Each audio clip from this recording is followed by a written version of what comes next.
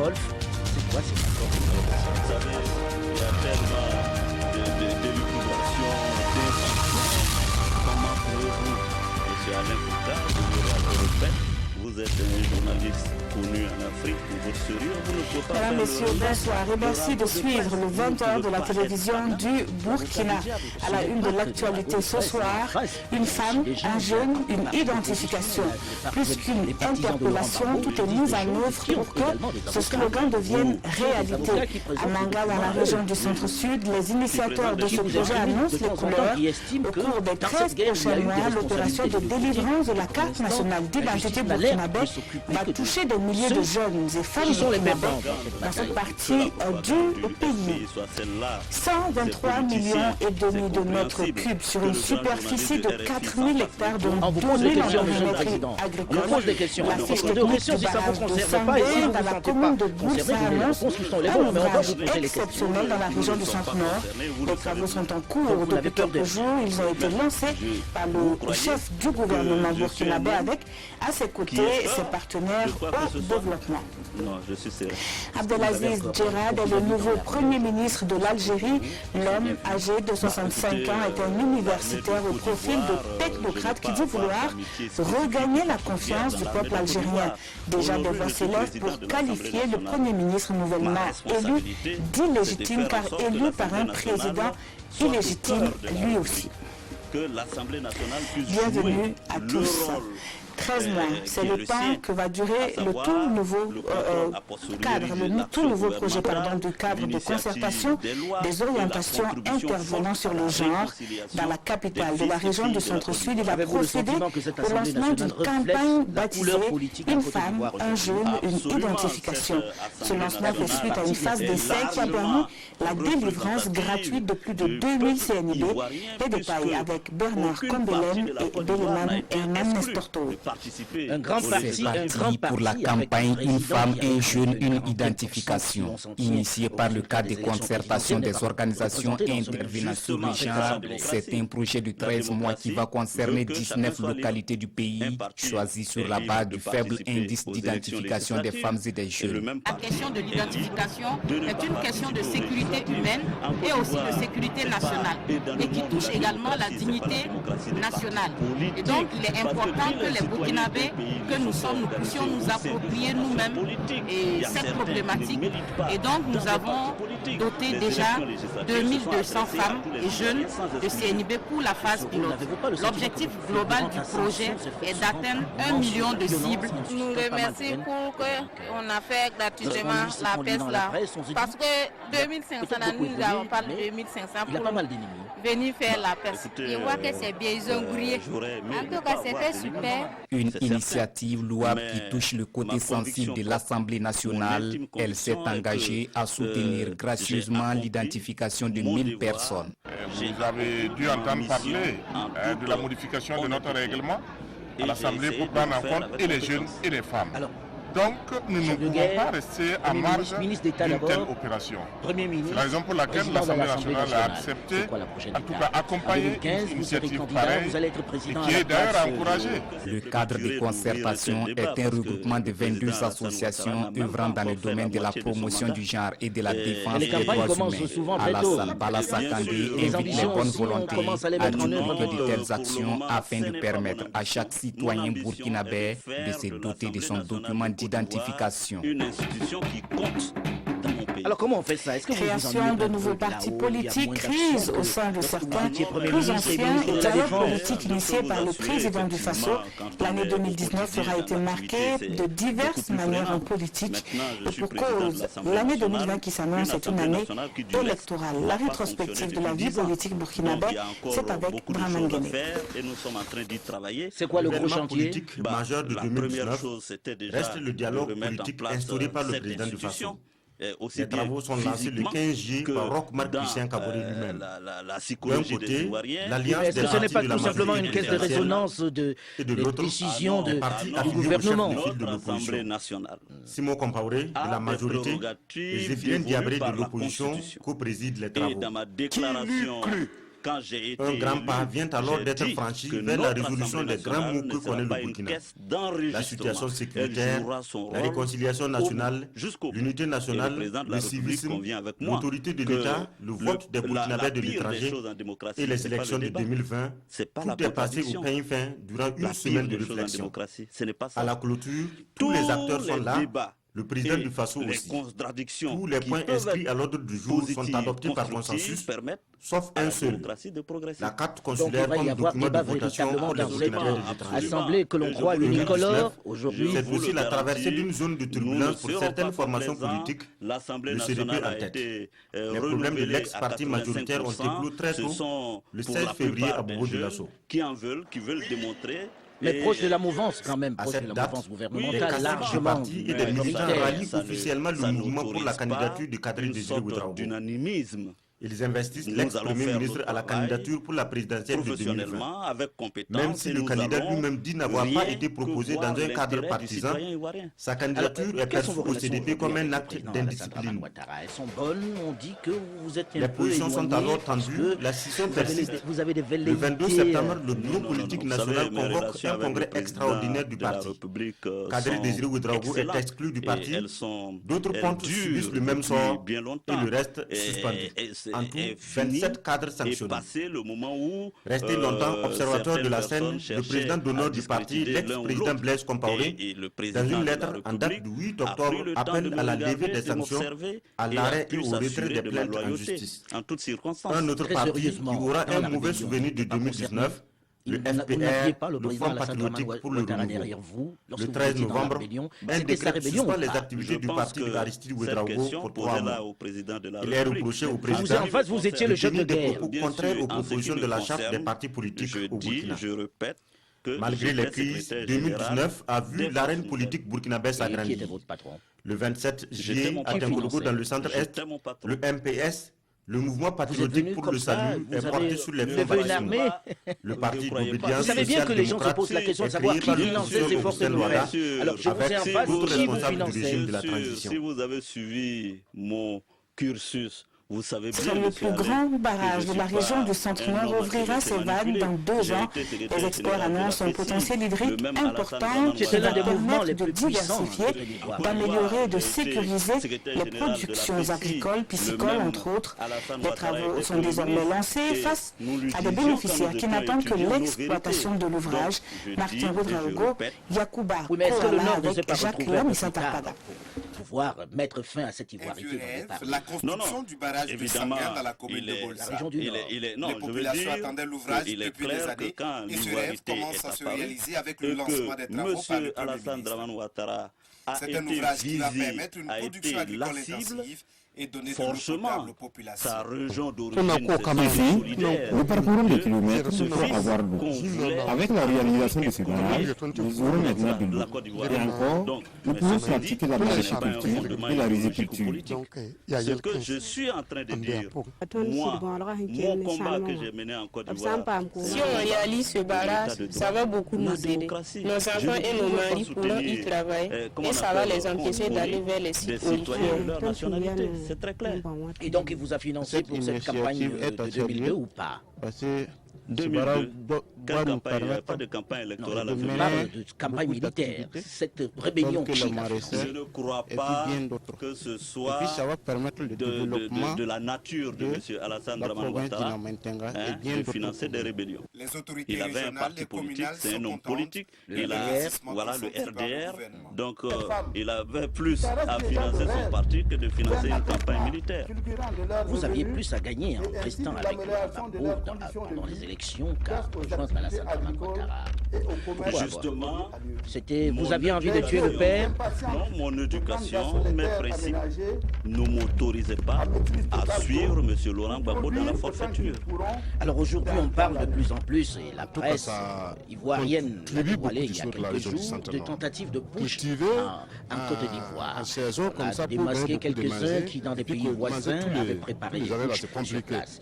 Naturellement, vous allez encore dire Radio Trottoir, certains ont dit, et si derrière il y avait aussi faut faire peut-être les massages, le contre-chargeons l'a complété. Vous pensez encore un coup d'État possible aujourd'hui en Côte d'Ivoire, un coup d'État militaire? Le barrage du Sanguin va faire partie des plus grands ouvrages hydro-agricoles du Burkina Faso. Sa pleine exploitation va booster le développement des localités bénéficiaires. Au vu du potentiel qu'offre l'infrastructure, il pourrait aider à améliorer le bilan du département des ressources animales dans les mois à venir.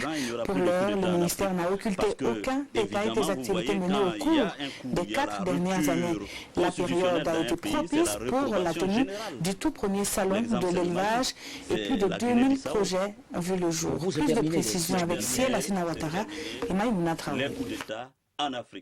Même s'il y a cette situation que vous décriviez tout à l'heure, c'est-à-dire un chef qui ne respectait plus la légalité, se sont retirés pour faire le bilan de leurs activités au cours des 4 dernières années. C'était au cours d'un déjeuner de presse. Selon le ministre, les résultats sont satisfaisants malgré l'insécurité qui a empêché la réalisation de certaines activités. Les régions les plus touchées par l'insécurité sont de grandes zones de production. Telles que Twitter, Facebook, l'enracinement de la démocratie pour moi est inexorable. Et on ne peut pas faire machine arrière. Donc pour moi, dans 10 ans, 15 ans, ce sera révolu les coups d'État. Alors, M. Soro, récemment, le fils de Laurent qui est de 30 000 tonnes en 2020. Maintenant, en ce qui concerne au niveau de la santé animale, nous sommes autour encore de 70% de taux vaccinal, ce qui encore reste beaucoup à faire. C'est son père qui était responsable de mortalité de nos animaux. La première, je considère que tout citoyen est libre de... Donc là, il y a beaucoup d'efforts de sensibilisation. Je suis démocrate, il y a que nous avions aussi en tête la production fourragère. Si nous avons en Côte d'Ivoire, quel qu'il soit, dégradées autour de 5 000 je salue cette initiative. Tout cumulé. Maintenant, pourquoi Michel Gbagbo a été arrêté? Michel Gbagbo, ceux qui le connaissent, nous avons également distribué plus de 900 000 kg de semences fourragères. Les défis sont énormes, mais le ministère entend, avec l'appui de ses partenaires, œuvrer pour l'augmentation de la productivité et relever le défi de la transformation et de la commercialisation. Les résultats sont plutôt mitigés du côté de l'autorité de régulation de la commande publique. Face à la presse, l'ARCOP avoue n'avoir pas atteint toutes les cibles de la chaîne des passations de la commande publique. La performance des acteurs du système est en cause, d'où la tenue d'un atelier sur les mécanismes d'évaluation de l'ARCOP. Les enjeux de la session avec Bernard Combelem et ses cousins. C'est pas normal qu'il soit retenu comme ça. Ah bon? L'autorité de régulation de la commande publique, ARCOP, présente son rapport d'évaluation de la performance des acteurs du système de la commande publique. Un rapport qui affiche une performance peu reluisante. Selon les résultats de ce rapport, les dossiers d'appel à concurrence, l'évaluation des offres et la signature des contrats sont les principales sources de lenteur dans la chaîne de passation des commandes publiques. Et pour changer la donne, il faut mettre à la disposition de la commande publique des acteurs mieux outillés. La réconciliation fait son chemin en Côte d'Ivoire. Je ne crois pas que la réconciliation advienne en Côte d'Ivoire par coup de baguette magique. Les formations. Je comprends les impatiences des uns et des autres. Surtout ceux qui sont en charge de cette réconciliation nationale. Pour que le processus aille vite. Charles Koulambani n'a pas l'air très... C'est pour cela que nous pensons que les efforts doivent se poursuivre pour le renforcement des capacités des acteurs. Cet atelier qui a réuni les travailleurs de l'ARCOP, les hommes de médias ainsi que les acteurs de la société civile vise à faire connaître à la population les mécanismes d'évaluation de l'ARCOP. Dans la lutte contre le terrorisme, ils forment un seul corps. Cette unité affichée est dans la région de l'Est au cours des journées portes ouvertes de la gendarmerie et de la police. L'activité est à sa deuxième édition et reste fidèle à sa vision de départ, fournir des informations sur les missions et services des policiers et des gendarmes civils qui sont eux également engagés dans cette lutte contre l'ennemi commun. Amidou Lankwande, Dahandi Banga et Rasmata Ouedraogo nous en parlent. Du matériel de maintien de l'ordre exposé au grand public à l'occasion des journées portes ouvertes des forces de défense et de sécurité de l'Est. Une activité en vue de renforcer la collaboration qui existe entre FDS et population. Pour ce qui est des stands, c'est pour en fait permettre à nos populations de savoir qui nous sommes, qu'est-ce que nous faisons dans nos casernes. Voilà. Quand on prend le commun du mortel, tout le temps on a besoin de distance et on ne sait pas qu'est-ce qu'on fait et on a peur de s'approcher. Les gens ne comprennent pas certaines choses et ont besoin de comprendre. Il y a des tenues de travail et des tenues de cérémonie qu'ils doivent découvrir. Il y a le matériel de maintien de l'ordre. Qu'est-ce qu'une grenade? Qu'est-ce que le fusil lance-grenade pour pouvoir rétablir l'ordre public? Et aussi, il y a eu la section accident qui a aussi exposé des images choquantes qui montrent que l'insécurité routière est une préoccupation aussi pour les services de police et de gendarmerie. Une journée qui a retenu l'attention des populations venues satisfaire leur curiosité.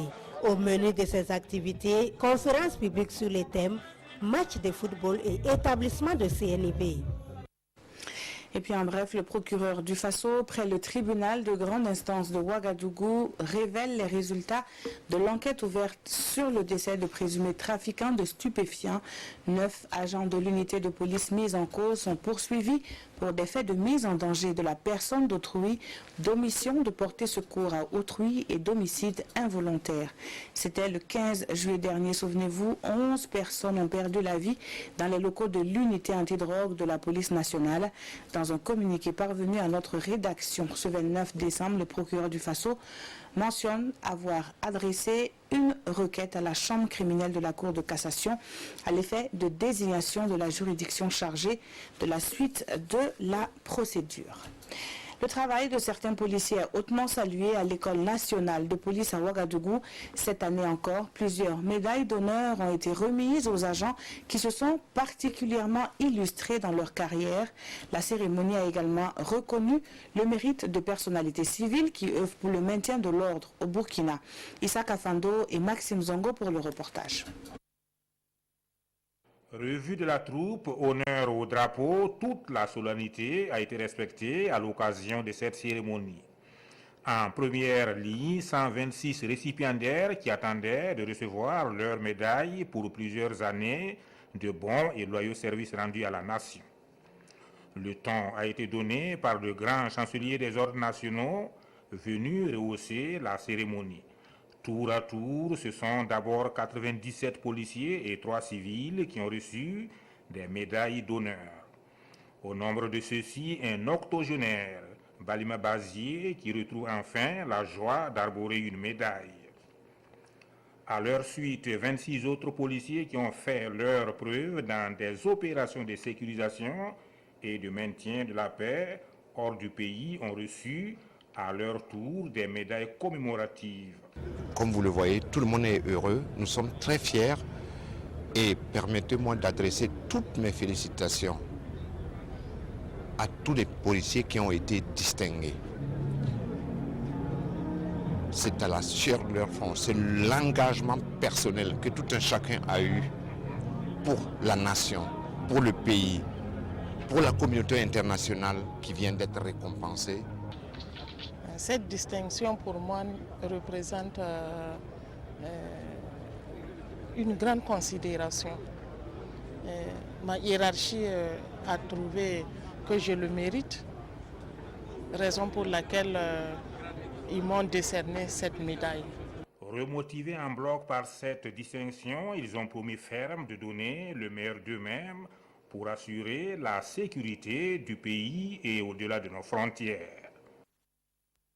Un autre décor pour la même ambiance, nous sommes au département des mines et des carrières qui se félicite de ses performances en 2019. Les tendances sont bonnes pour atteindre les résultats escomptés selon le ministre Oumarou Idani. L'occasion également de reconnaître le mérite d'une vingtaine de personnes ayant contribué à dynamiser un secteur éprouvé par l'insécurité. Amado Ilboudo et Vincent Kendrebego. 20 personnes physiques et morales élevées au rang de chevaliers de l'ordre du mérite du commerce et de l'industrie à Graf Mines et Carrières. Certains sont de l'administration publique.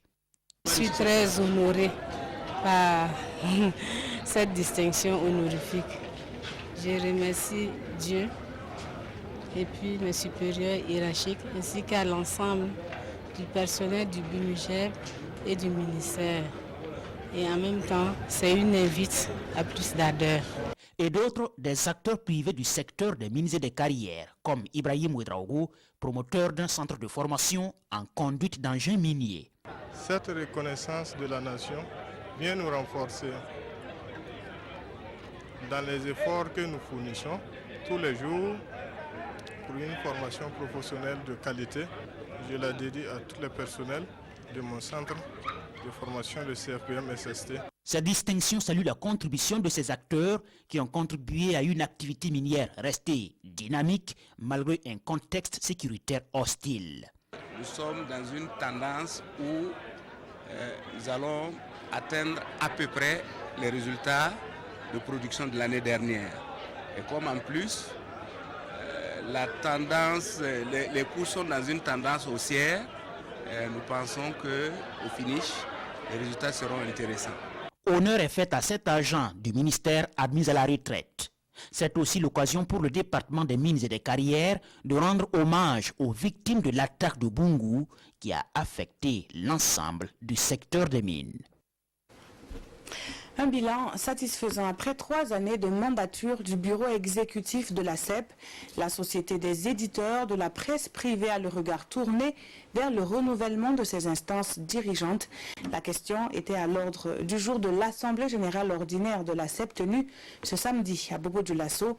Bilan et perspectives à suivre dans ce compte-rendu de Karim Ilboudo avec Moussa Sano. La CEP, la Société des éditeurs de la presse privée en Assemblée générale ordinaire.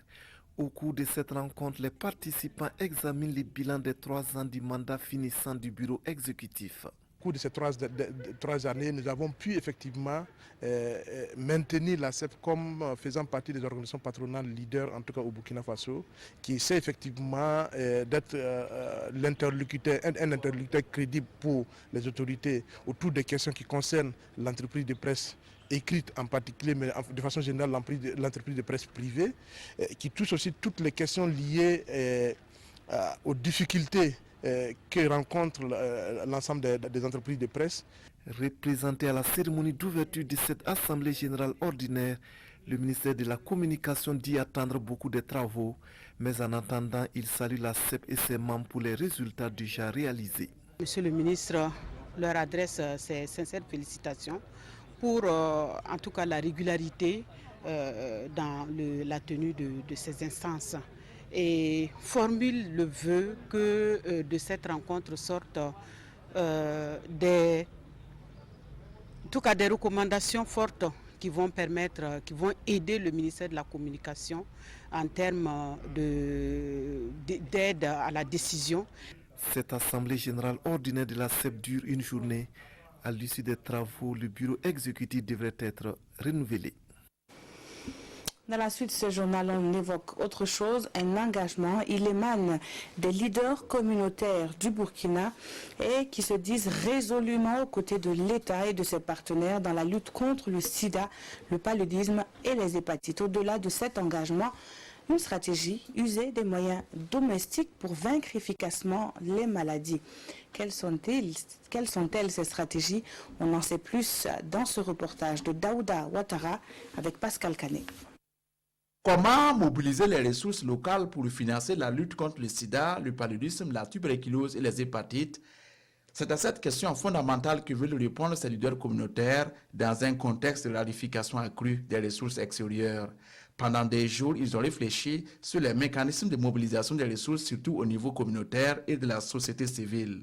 La collaboration avec l'État, l'exploitation du secteur privé sont entre autres les pistes de solutions proposées pour aider au financement de la santé. Le Burkina Faso s'est engagé au niveau du Fonds mondial, à travers le président du Faso, à donner une somme au niveau du Fonds mondial. C'est une première qu'un pays en voie de développement donne telle contribution. Et nous, à notre niveau, nous au sein de la population, au sein des sociétés civiles, nous, les structures organisées, il faut que nous donnions le temps pour voir dans quelle mesure nous on peut organiser la mobilisation de ressources domestiques pour accompagner les efforts de l'État, surtout en matière de santé. Une initiative saluée par les représentants des acteurs intervenant dans le domaine de la lutte contre le sida et la tuberculose, pour qui la meilleure façon de pérenniser la lutte contre ces maladies reste la mobilisation à l'échelle locale. Nous pensons que c'est un pas qui est posé pour que la pérennité, certes, de nos activités, mais aussi l'appropriation même de ce dispositif-là puisse nous permettre d'avoir des résultats qui sont probants et pour lesquels les populations sont en attente forte. Après ces journées communautaires, ces lutteurs vont encore se réunir cette fois avec des potentiels partenaires financiers pour élaborer ensemble un plan de mobilisation des ressources financières en faveur de la santé au Burkina Faso. Retour sur un événement qui a ravi plusieurs enfants de la ville de Ouagadougou. Le Père Noël, ou du moins la Mère Noël, ne les a pas oubliés cette année. La chef du département en charge de la solidarité nationale a communié avec des enfants vulnérables issus des 12 arrondissements de la capitale. Une ambiance particulière que nous relatent Roger Kam et Béléman Herman Nestortoé. C'est une journée spéciale pour les enfants issus des familles défavorisées de la ville de Ouagadougou. À cette veille de la nativité, Marie-Laurence Ilboudo partage la joie de Noël avec 1000 enfants venus de 12 arrondissements de la capitale. Une journée de partage initiée par le ministère de la Femme, de la Solidarité nationale, de la Famille et de l'action humanitaire. Nous nous occupons des personnes vulnérables. Il était bon que nous puissions nous pencher un peu sur les enfants issus de ces familles vulnérables. Il était bon que nous puissions aujourd'hui les rencontrer, leur donner un moment de joie et aussi pour qu'ils s'entendent entre eux, pour qu'ils se connaissent et être plus solidaires, savoir partager les choses, savoir être sociable. Donc ça aussi, ça fait partie de notre rôle d'éducateur. À cette cérémonie d'art de Noël, les enfants reçoivent des cadeaux des mains du Père Noël. Je suis content car Madame le ministre a fait beaucoup pour nous. Je remercie Père de Noël parce qu'il nous a donné beaucoup de cadeaux. Tout en souhaitant une joyeuse fête de Noël à toutes les familles, la première responsable du département en charge de la femme, de la solidarité nationale et de l'action humanitaire invite les différentes confessions religieuses à prier pour les déplacés internes afin qu'ils retrouvent la joie. Rendons-nous à présent dans le quartier Karpala où se sont retrouvés les militants du ballet citoyen. À l'affiche, un concert live doublé d'un meeting de clarification. L'organisation de la société civile a fait le point des activités menées par les différentes sections partout au Burkina, l'interpellation et la sensibilisation sur les droits et les devoirs des populations étaient également à ce rendez-vous du ballet citoyen. C'est ce que nous disent Bernard Kombelem avec Sekou Zongo. Un concert meeting pour sensibiliser les populations de Karpala sur le suivi des politiques publiques. L'initiative est du mouvement Le Ballet Citoyen, une organisation de la société civile. À travers ce concert meeting de fin d'année qui a vu défiler des artistes comme Kalamani, Ismo Vitalo, le Ballet Citoyen entend être le porte-voix pour le développement durable du Burkina Faso.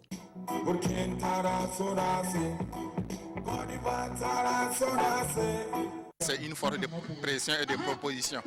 Cette force de pression et de proposition mène des activités. Également à Ouaga, au niveau du central et aussi au niveau déconcentré. Au niveau déconcentré, il s'agit en tout cas des activités de projection, des activités de plaidoyer et des activités en tout cas de participation aux sessions du conseil municipal et aux sessions du conseil régional. Le concert meeting vise l'interpellation du citoyen dans la gestion des politiques de développement, des conseils municipaux, voire des organisateurs. L'essentiel des messages, c'est de rappeler les droits et devoirs, c'est de rappeler aux citoyens, par exemple de l'arrondissement 11 de Karpala, qu'il a droit au chapitre quand les conseils municipaux se tiennent, c'est de rappeler aux citoyens qu'il a droit d'avoir un regard sur le plan communal de développement, il a droit également à donner son avis sur la gestion de la chose publique, d'interpeller son maire. À ce rendez-vous de 2019, les militants venus de 10 localités du pays ont investi activement le terrain du King Karpala pour ce concert meeting.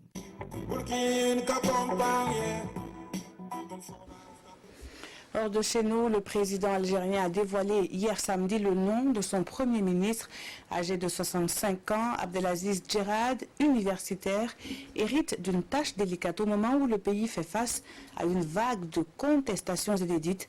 L'homme dit vouloir travailler pour gagner la confiance des Algériens. Un diplomate, un universitaire, un technocrate passé à la politique. 2 semaines après son élection, le président algérien a trouvé son premier ministre. Abdelaziz Djerad à gauche est donc chargé de former un nouveau gouvernement. Ce samedi, le numéro 2 de l'exécutif s'est adressé aux citoyens.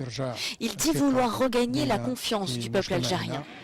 La tâche sera difficile car la contestation populaire née en février dernier a beau faiblir, elle persistait encore ce vendredi. La victoire d'Abdelmajid Tebboune à la présidentielle n'a rien changé. Les manifestants réclament toujours un renversement complet des élites politiques. Ce que nous voulons, c'est un changement de régime. C'est comme si nous avions demandé une nouvelle soupe et qu'ils avaient seulement changé la cuillère. La légitimité du prochain gouvernement sera fragile. Seulement 40% des électeurs s'étaient déplacés le 12 décembre. Une instance de dialogue va être mise en place avec les contestataires. Reste à savoir qui s'asseyera à la table des négociations. Et puis, le signe d'un dégel dans le conflit entre l'Ukraine et les séparatistes pro-russes. 200 prisonniers ont été échangés ce samedi conformément aux décisions prises lors du premier sommet de paix sur l'Ukraine en 2016. Cet échange de prisonniers est le second depuis 2017 et le principe veut qu'il se fasse avant la fin de l'année. À une dizaine de kilomètres de la ligne de front, un étrange convoi. La confirmation d'une désescalade entre Kiev et les séparatistes pro-russes dans le dernier conflit armé actif en Europe. Au checkpoint de Mayorske, dans une zone du Donetsk contrôlée par l'armée ukrainienne, entre 87 et 67 rebelles pro-russes doivent être remis à leur camp en échange de 55 prisonniers et soutien du gouvernement de Kiev. Ce dimanche, l'opération a lieu sous les yeux des journalistes de la Croix-Rouge, de l'Organisation pour la sécurité et la coopération en Europe. Il s'agit là du premier échange direct entre les deux belligérants depuis décembre 2017. Une avancée diplomatique négociée à Paris au début du mois lors du premier sommet de paix sur l'Ukraine depuis 2016. Le président Zelensky avait rencontré Vladimir Poutine pour la première fois sous les auspices de la France et de l'Allemagne. Un premier pas vers la détente. Cependant, les questions les plus épineuses sont restées sans réponse, comme le retrait des armes lourdes, le contrôle de la frontière russe ou la tenue d'élections locales dans les régions séparatistes. Merci d'avoir suivi ce journal qui s'achève. Dès demain, une nouvelle équipe s'installe aux 20h. C'est elle qui va vous conduire en information jusqu'à 2020, que je souhaite heureuse et fructueuse pour chacun de vous. Bonne soirée sur la télévision du Burkina.